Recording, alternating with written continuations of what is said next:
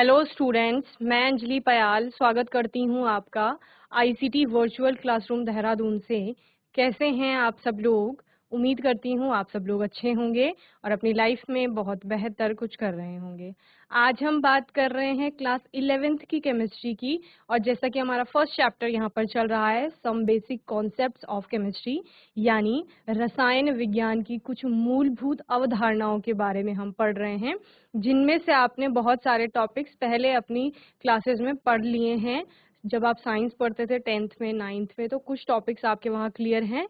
यहाँ पर हम एक बार उनको थोड़ा डीप में पढ़ेंगे, फिर आगे कंटिन्यू करेंगे, ठीक है ना। तो लास्ट सेशन में हमने मैटर का क्लासिफिकेशन देखा था, यानी पदार्थ का वर्गीकरण, जिसमें आपने physical classification and chemical classification दोनों देखी थी, यानी भौतिक वर्गीकरण और रासायनिक वर्गीकरण दोनों को अच्छे से स्टडी किया था।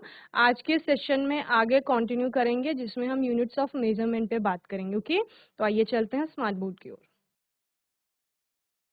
तो बच्चों, चैप्टर है some basic concepts of chemistry, रसायन विज्ञान की कुछ मूलभूत अवधारणाएं। आपका फर्स्ट चैप्टर मैटर, पदार्थ के बारे में पढ़ा था। प्रत्येक वो चीज जिसमें आपका द्रव्यमान होता है और जो आपका आयतन रखती है या स्थान घेरती है कहीं पर भी, तो उसको आपका पदार्थ कहा जाता है। क्लासिफिकेशन ऑफ मैटर में आपने दो तरह से इसे क्लासिफाई किया था, एक फिजिकल क्लासिफिकेशन, दूसरा केमिकल क्लासिफिकेशन दी थी, यानी एक आपकी भौतिक वर्गीकरण और दूसरा रासायनिक वर्गीकरण। भौतिक वर्गीकरण में आपने कहा कि जो हमने भौतिक अवस्थाएं पढ़ी है ना, मैटर की 3 मुख्य भौतिक अवस्थाएं, फिजिकल स्टेट, वही आपका उसी बेस पे आप लोग क्लासिफाई करते हैं, यानी फिजिकल प्रॉपर्टीज उनकी देखते हैं और उसके आधार पर आप बताते हैं कि पदार्थ इस अवस्था में पाया जा रहा है। तो 3 अवस्थाएं होती हैं, सॉलिड, लिक्विड और गैस, जिनमें अपने अपने गुण होते हैं। ठोस का, जहां पर आप आकार आयतन की बात करते हैं कि वो आपका यहाँ पर निश्चित होता है, वहीं पर आप द्रव की बात करते हैं कि द्रव का आयतन निश्चित है लेकिन आकार अनिश्चित हो जाता है। जिस भी कंटेनर में डाला जाएगा उसी का शेप ऑक्यूपाई कर लेगा। इसके अलावा गैस की बात करते हैं तो गैस में आपके तीनों ही दोनों ही जो होते हैं, आयतन और आकार, वो अनिश्चित होते हैं, यानी जिस भी कंटेनर में डाला जाता है उसका पूरा आयतन ग्रहण कर लेता है और उसी का शेप ले लेता है, ठीक है ना। इस प्रकार से आप पढ़ते हैं। अंतराण्विक स्थान की बात करते हैं तो ठोसों में सबसे कम होता है, द्रवों में थोड़ा अधिक होता है और गैसों में सबसे अधिक स्थान पाया जाता है, अणुओं के मध्य या कणों के मध्य में, ठीक है। इसके अलावा गैसों में जो आपका अंतराण्विक आकर्षण बल है वो सबसे दुर्बल प्रकृति का होगा, द्रव में थोड़ा अधिक होगा और ठोस में आपका सबसे अधिक आकर्षण बल पाया जाता है कणों के मध्य में। और भी बहुत सारी प्रॉपर्टीज होती हैं जो आपने पहले पढ़ी हैं। केमिकल क्लासिफिकेशन यानी रासायनिक वर्गीकरण में अब पदार्थ का कंपोजिशन हम देखते हैं कि वो किससे मिलकर के बना हुआ है, जहां पर आप बोलते हैं कि पदार्थ में अगर एक ही प्रकार के कण होंगे तो वो शुद्ध पदार्थ है। शुद्ध चीज कौन सी होती है? जो एक ही, मतलब जिसमें कोई फॉरेन पार्टिकल नहीं है, ठीक है, कोई अन्य पदार्थ नहीं है या अन्य कोई कण नहीं है, तो उसको आप शुद्ध बोलते हो बेसिकली। क्लियर? अगर पानी आपका शुद्ध है तो इसका अर्थ क्या है कि उसमें सिर्फ पानी के ही मॉलिक्यूल है, उसमें मिट्टी नहीं है, रेत नहीं है या कोई और पदार्थ नहीं है उसमें, ठीक है ना। तो शुद्ध प्योर सब्सटेंस वो है जो आपका एक ही प्रकार के कणों से मिलकर बन रहा है। दूसरा कंपोजिशन आपने देखा कि अब पदार्थ में एक कण के अतिरिक्त दूसरा भी कुछ आ रहा है, दूसरा पदार्थ भी मिक्स हो रहा है, तो वो फिर आपका क्या कहलाएगा? मिक्सचर कहलाएगा, यानी कि मिश्रण। ओके, सो प्योर सब्सटेंसेस को फर्दर क्लासिफाई किया जाता है कि वो जो कण है वो क्या क्या हो सकते हैं। तो एक आपका एटम हो सकता है, दूसरा मॉलिक्यूल हो सकता है। एलिमेंट के केस में आप एटम मॉलिक्यूल दोनों की बात करते हैं कि एलिमेंट्स जो आपके होते हैं वो एक ही टाइप के आपके एलिमेंट्स जो होते हैं तत्व, वो एक ही प्रकार के परमाणु या एटम से मिलकर बनते हैं, ठीक है। जैसे हाइड्रोजन का परमाणु आपका तत्व है हाइड्रोजन, वो हाइड्रोजन के ही परमाणुओं से मिलेगा। वहीं हाइड्रोजन के मॉलिक्यूल की बात करेंगे, H2 आपका मॉलिक्यूल हो जाएगा, तो वहां पर उसमें भी एक ही प्रकार के एटम है, तो इसलिए वो एलिमेंट है, ठीक है। कंपाउंड आपका क्या होगा? जब आपके दो या दो से अधिक एलिमेंट आपस में कंबाइन होंगे और कंबाइन होकर उनका एक मास का फिक्स रेशियो होगा या वेट का फिक्स रेशियो होगा, जिसमें वो लोग मिलेंगे, जुड़ करके, कंबाइन होकर के आपका एक रासायनिक पदार्थ बनाएंगे जिसको कंपाउंड कहा जाएगा। ओके, तो उसमें भी आप क्या कहते हो कि सेम टाइप ऑफ मॉलिक्यूल्स आपके पाए जाते हैं। तो वो कण वहां पर क्या हो गया, मॉलिक्यूल हो गया। जैसे जल की बात कर रहे हो तो जल में सारे अणु जल के ही हैं, H2, तो वो एक क्या है आपका कंपाउंड है। देन कंपाउंड आपके दो तरह से होते हैं, यानी यौगिक, एक इनऑर्गेनिक और एक ऑर्गेनिक। ठीक है, इनऑर्गेनिक आपका हो गया अकार्बनिक जिसे कहा जाता है, और ऑर्गेनिक होता है कार्बनिक। क्लियर। इनऑर्गेनिक पदार्थ वो हैं, कंपाउंड आपके वो हैं यौगिक जिनको आप नॉन लिविंग सोर्सेज से प्राप्त कर रहे हैं। ठीक है, और ऑर्गेनिक आपके हैं जिनको आप लिविंग सोर्सेज से प्राप्त कर रहे हैं। ऑर्गेनिक कंपाउंड्स को आप ऐसे भी कहते हैं कि कार्बन कंटेनिंग कंपाउंड जो होते हैं, या जिनमें कार्बन आपका मेन कॉन्स्टिट्यूएंट होता है। ओके, तो इस तरह से कंपाउंड को पढ़ा था। देन मिक्सचर की बात आई थी, जो आपका केमिकल क्लासिफिकेशन का सेकेंड टाइप था। ओके, एक आपका प्योर सब्सटेंसेस हो गया, शुद्ध पदार्थ, उसके बाद अशुद्ध पदार्थ, या आप उसको मिक्सचर भी कहते हैं, मिश्रण। तो मिश्रण क्या हो गया, जब दो एक पदार्थ के अतिरिक्त कोई दूसरा पदार्थ भी मिक्स हो गया है। ठीक है, तो दो या दो से अधिक पदार्थों को आपस में मिलाने पर किसी भी अनुपात में, कोई फिक्स रेशियो नहीं है मास का, किसी भी अनुपात में मिलाने पर जो आपको एक नया पदार्थ बनता हुआ दिखेगा, उसको क्या कहा जाएगा, मिश्रण कहा जाएगा। ठीक है, और ये आपके केमिकली कंबाइन नहीं होते, ये फिजिकली कंबाइन हो रहे हैं, कोई नया पदार्थ नहीं बन रहा है। बेसिकली दो चीजें आपस में मिक्स हैं और उनको आप फिजिकल मेथड का यूज करके भी सेपरेट कर सकते हैं। जैसे एक जगह आपने पानी में नमक या चीनी ऐड कर दिया, दूसरी जगह आपने पानी में रेत ऐड कर दी, तो दोनों ही मिक्सचर है, दोनों ही मिश्रण है, दोनों को ही आप अलग अलग विधियों के द्वारा सेपरेट कर सकते हैं। पानी को से नमक को सेपरेट कर सकते हो, और उधर आपका पानी से रेत को भी आप सेपरेट यानी पृथक कर सकते हैं। ओके, तो मिक्सचर आपके दो टाइप के होते हैं, एक होमोजीनस मिक्सचर कहलाते हैं जिनको समांग मिश्रण कहा जाता है, और दूसरा हेट्रोजीनस मिक्सचर यानी कि विसमांग मिश्रण। तो समांग मिश्रण, होमो जिसका मतलब होता है यूनिफॉर्म कंपोजिशन। यूनिफॉर्म कंपोजिशन से क्या समझते हैं, थ्रू आउट द सैंपल आपका कंपोजिशन सेम है, यानी पानी में आपने चीनी मिलाई, उसको बहुत अच्छे से आपने घोल लिया है, उसके बाद क्या होगा, जब आप उसका पहला सिप लेंगे, टेस्ट कर रहे हैं आप, तो उतनी ही मिठास है।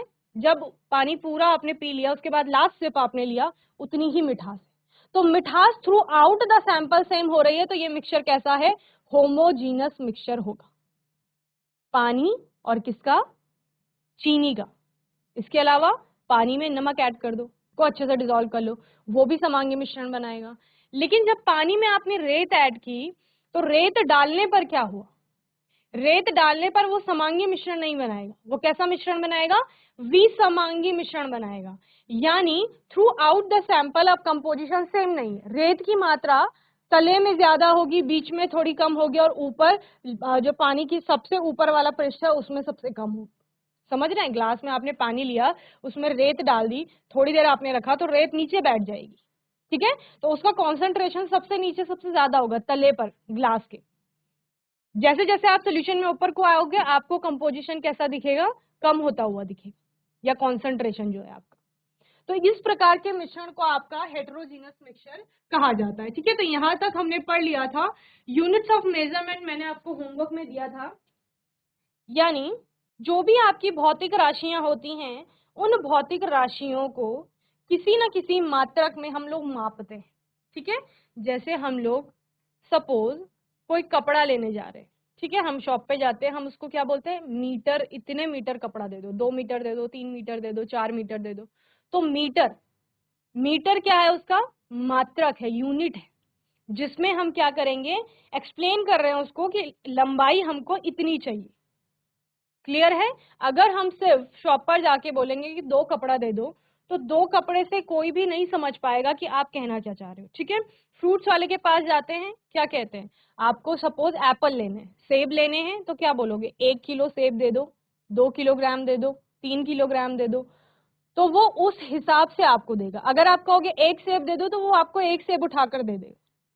तो जब आप किलोग्राम बोल रहे हो, तो उस टाइम पे वो उसको क्या करेगा, मापेगा, किसमें, जो भी उसकी वहां पर वेइंग का इंस्ट्रूमेंट होगा, उसमें वो उसको मापेगा, और फिर आपको क्या करेगा, वे करके उसको देगा। ठीक है ना, उसका भार, वजन तोल करके आपको वो क्या करेगा, फिर देगा। लेकिन 1 सेब बोलोगे तो वो आपको उठा करके 1 सेब दे देंगे, 2 बोलेंगे तो 2 दे देंगे। तो इस तरह से जो भी आपकी भौतिक राशियां होती हैं, उनको मापने के लिए कुछ मात्रक होते हैं, जिन मात्रकों को हम यहाँ पर पढ़ रहे हैं। ठीक है,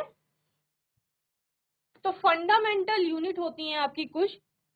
The quantities mass, length and time are called fundamental quantities and their units are known as fundamental units. ठीक है, तो मास हो गया, द्रव्यमान की बात करते हैं आप लोग, लेंथ की बात करते हैं लंबाई, और टाइम यानी कि समय, ये आपके क्या कहलाती हैं, फंडामेंटल क्वांटिटीज कहलाती हैं। और इनकी जो भी यूनिट्स होंगी, मात्रक होंगे, उनको फंडामेंटल यूनिट्स कहा जाएगा। ठीक है ना। There are 7 basic units of measurement for the quantities. Length हो गया, लंबाई, मास, द्रव्यमान, टाइम समय, टेम्परेचर तापमान, अमाउंट ऑफ सब्सटेंस पदार्थ की मात्रा, इलेक्ट्रिक करंट यानी विद्युत धारा, ल्यूमिनस इंटेंसिटी।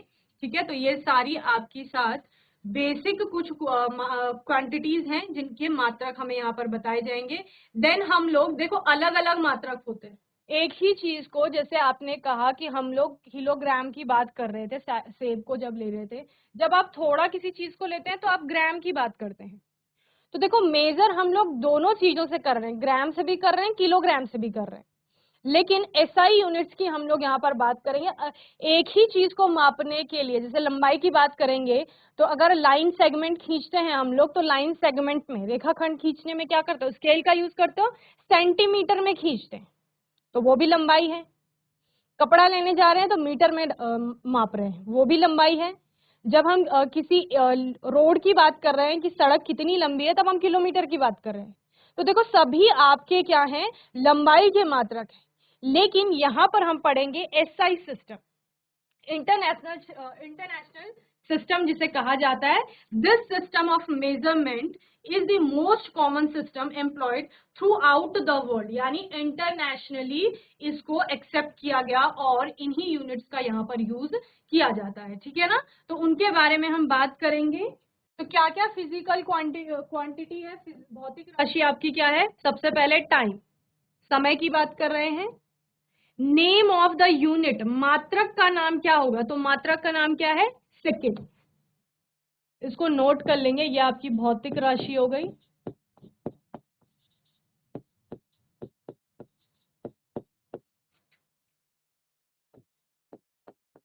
ये मात्रक का नाम हो गया। ये आपका क्या हो गया, मात्रक का प्रतीक। क्लियर। सबसे पहले क्या आया है, टाइम, टाइम यानी कि समय।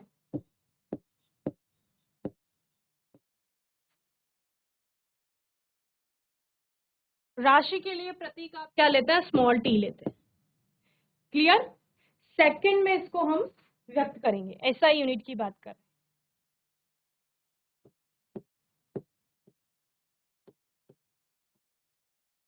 और सिंबल आपका क्या हो गया, कैपिटल एस, स्मॉल एस। ठीक है। मास यानी कि द्रव्यमान,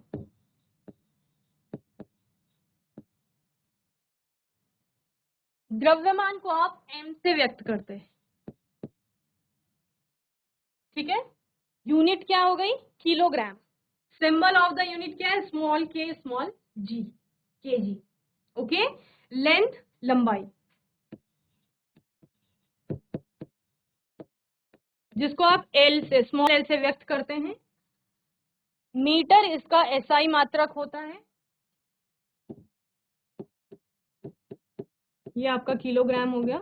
यहां पर इस लंबाई का एसआई मात्रक मीटर, जिसे स्मॉल एम से रिप्रेजेंट करते हैं। क्लियर। टेम्परेचर,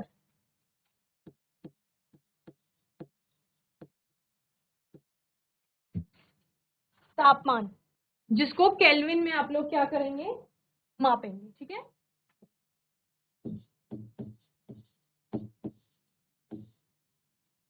इलेक्ट्रिक करंट, विद्युत धारा,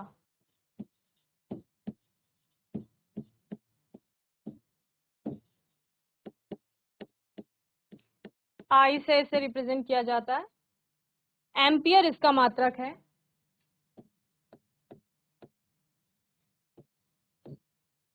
जिसको ए से, कैपिटल ए से व्यक्त किया जाता है।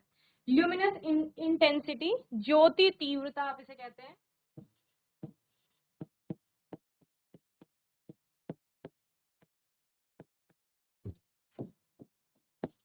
ओके, इसका मात्रक, ये इसका, इससे रिप्रेजेंट किया जाता है भौतिक राशि को। कैंडेला इसका मात्रक होता है।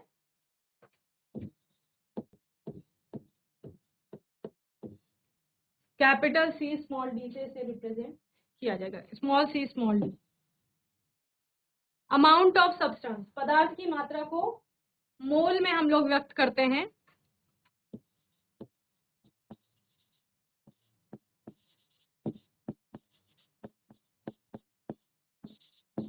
एन से जिसे रिप्रेजेंट करेंगे, मोल इसका मात्रक है और MOL इसको लिखा जाता है। तो आप समझ जाएंगे कि ये क्या है, मोल है। ओके, तो ये सारी आपकी कुछ भौतिक राशियां हैं जिनके हमने यहाँ पर SI यूनिट्स देखे, यानी SI मात्रक देखे। इनको नोट कर लेंगे जल्दी से। चलिए, डेफिनेशन ऑफ बेसिक यूनिट्स। तो जो आपने SI यूनिट्स लिखी है उनकी डेफिनेशन यहाँ पर बताई गई, यानी परिभाषा। मीटर का अर्थ क्या होता है, ठीक है, जो कि लंबाई का मात्रक है। It is the length of the path travelled by light in vacuum during a time interval of 1/299799248 of a second. ठीक है, यानी क्या कहा जा रहा है, यह लंबाई है बेसिकली। एक मीटर क्या है, अगर मीटर की बात कर रहे हैं तो वो क्या है, एक लंबाई है। 1 मीटर एक लंबाई है प्रकाश द्वारा, किसमें, वैक्यूम में, यानी निर्वात में 1 सेकंड के 1/299799248 समय अंतराल में तय किए गए पथ की। समझ रहे हैं क्या कहा गया। मीटर की बात की गई कि मीटर कितना है, क्या है, मतलब उसकी डेफिनेशन क्या है। तो उन्होंने कहा कि 1 सेकंड का जो 1/299799248 समय है, ठीक है, उसमें प्रकाश के द्वारा निर्वात में तय किया गया, इस समय अंतराल में जो प्रकाश के द्वारा निर्वात में तय किया गया पथ होगा, वही उसकी लंबाई क्या है, 1 मीटर होगी। क्लियर है। बेसिकली मीटर आपका क्या है, देखो ध्यान से समझो, लेंथ है किसकी, एक पाथ की, जो कि ट्रेवल किया गया। वो पाथ क्या है, कवर किया गया है, किसके द्वारा, लाइट के द्वारा, प्रकाश के द्वारा, किसमें, वैक्यूम में, निर्वात में, जहां मतलब हवा नहीं है, समझ रहे, कुछ भी नहीं है, निर्वात में प्रकाश के द्वारा एक तय की गई दूरी है, किस समय अंतराल में, a time interval of 1/299799248 of a second, 1 second के 1/299799248 के समय अंतराल में। ओके, देन है आपका किलोग्राम। किलोग्राम क्या है, ये मास की यूनिट है, द्रव्यमान की यूनिट है। It is equal to the mass of the international prototype of the kilogram. ठीक है, तो ये आपका क्या होता है, अंतरराष्ट्रीय मानक किलोग्राम द्रव्यमान के बराबर होता है। Okay, second.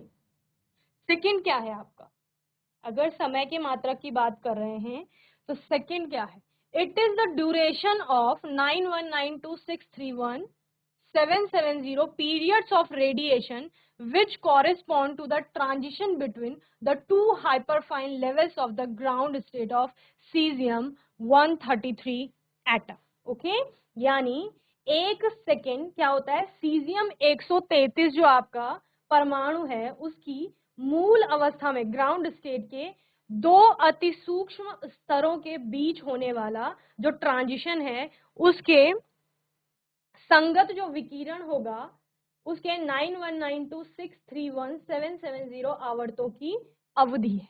ठीक है, देन केल्विन।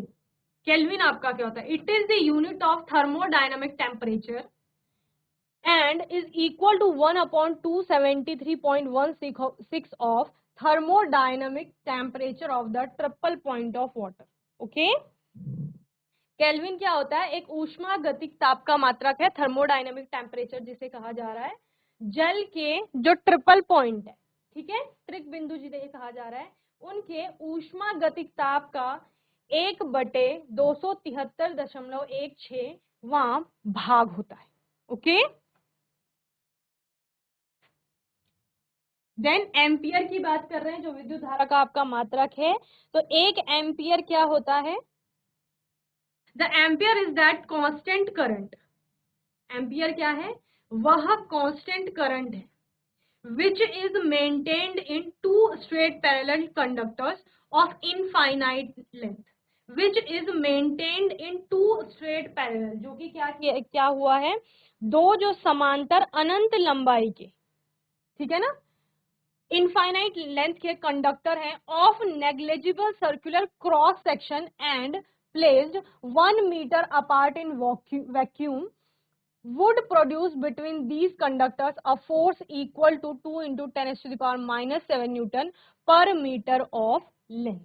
ठीक है, तो क्या समझे, 1 एम्पियर वह कांस्टेंट करंट है, इलेक्ट्रिक करंट है, जो वैक्यूम में 1 मीटर दूरी पर, क्या कहा गया है, 1 मीटर अपार्ट इन वैक्यूम, निर्वात में 1 मीटर दूरी पर स्थित दो अनंत लंबाई वाले, अनंत लंबाई का मतलब क्या है, इनफाइनाइट लेंथ है दोनों की, ठीक है, समांतर एवं नगण्य अनुप्रस्थ काट वाले चालक कंडक्टर के बीच प्रवाहित होने पर 2 गुणा 10 की घात ऋण 7 न्यूटन प्रति मीटर लंबाई का बल उत्पन्न करती है। ठीक है, तो ऐसी विद्युत धारा, 1 एम्पियर वह विद्युत धारा है जो क्या कर रही है, 1 मीटर के दूरी पर 2 समांतर क्या किए गए हैं, चालक लगाए गए हैं, जिनकी लंबाई कैसी है बच्चे, अनंत लंबाई है। ठीक है, और जिनका नगण्य अनुप्रस्थ काट है, उन चालकों के बीच क्या कर रही है, 2 गुणा 10 की घात -7 न्यूटन प्रति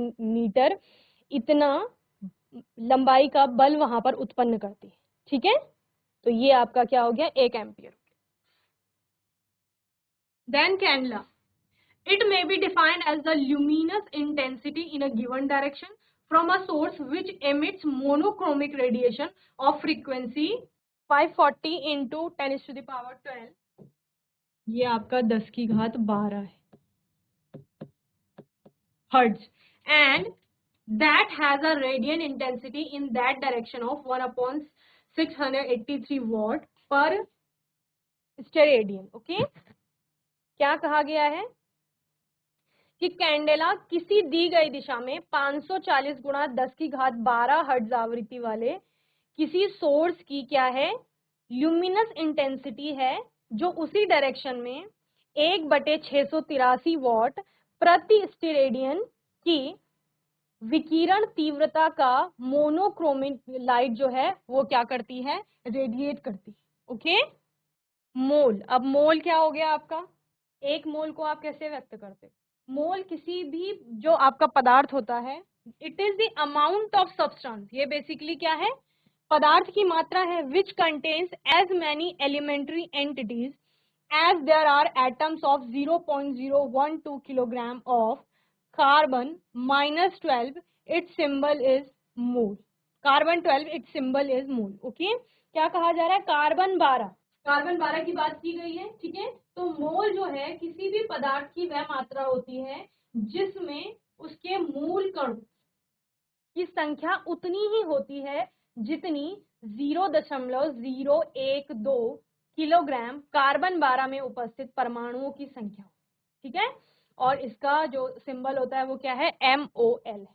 ठीक है, तो समझ रहे हो क्या कहा जा रहा है इसमें, इसमें बेसिकली कहा जा रहा है कि आपने लिया कार्बन 12, ठीक है, अलग अलग वहां पर कार्बन के एटम्स मिलेंगे, तो कार्बन 12 वाला परमाणु लिया, उसका आपने कितना 0.012 किलोग्राम, 0.012 या 0.012 किलोग्राम आपने उस कार्बन 12 की मात्रा ली, और उसमें कितने वहां पे मूल कणों की संख्या है, समझ रहे हो ना, वो गिननी है, वही आपका क्या हो जाता है, 1 मोल हो जाता है।